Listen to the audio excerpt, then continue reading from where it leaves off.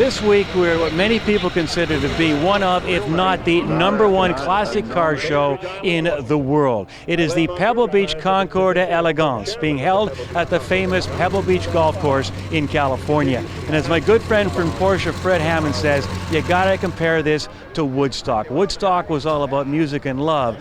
This is all about the love for the automobile. Even Jay and Jerry are feeling the love. And you know, it's been a very special weekend for all of us here on Motoring. We began on last week's program watching the vintage cars race around Laguna Seca. We also checked out a very big classic car show at the Quail Lodge. And it all ends the weekend right here in Pebble Beach. So we thought we'd take a few minutes and check out the sights and sounds and maybe try and find out why this show is so unique.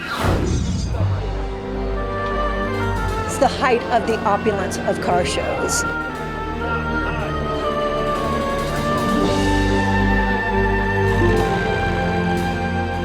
People are dressed up in costume. There was one beautiful, I think it was a Packard that was here today. It was ivory and black. The woman had a very matching ivory and black hat on. Just gorgeous stuff that just happens here.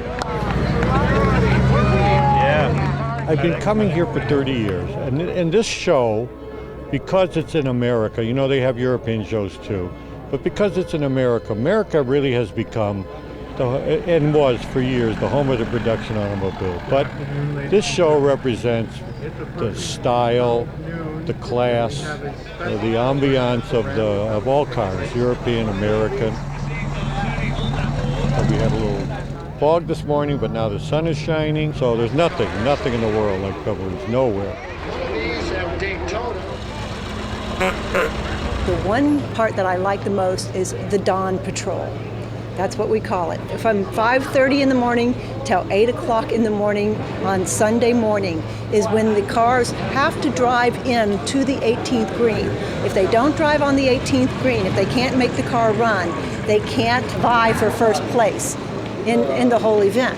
So we come in and we watch the cars come in, we hear the real engine, we hear the exhaust, we hear the backfire.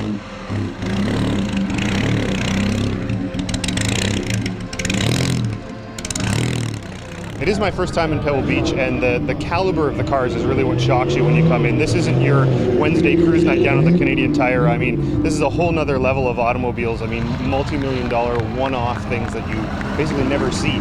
And all the cars are specially invited here too, so it's a real honor for the owners to see them. And as a car nut, it's a real honor to be able to come and walk among them. There are cars here you'll never see anywhere else. They bring them here from around the world. Probably, 10 or 20% of the cars are from somewhere else in the world. Where do you see a car like this one? I mean, this car is extremely rare. Well, it's an original condition Mercedes-Benz SSK. It's unbelievable. I've never seen anything like one. You can't.